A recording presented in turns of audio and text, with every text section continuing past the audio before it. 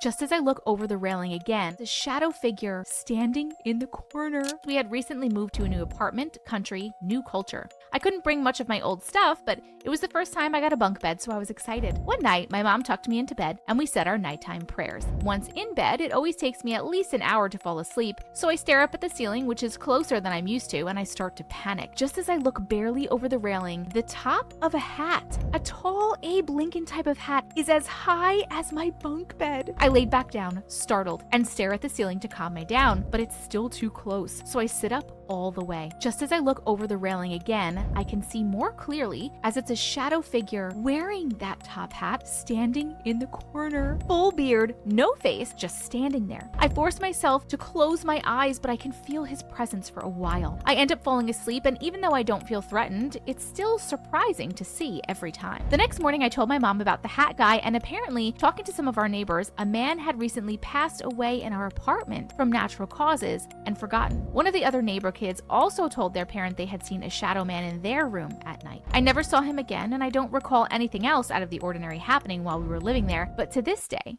the smell of the new carpet and roasted hazelnuts reminds me of that time.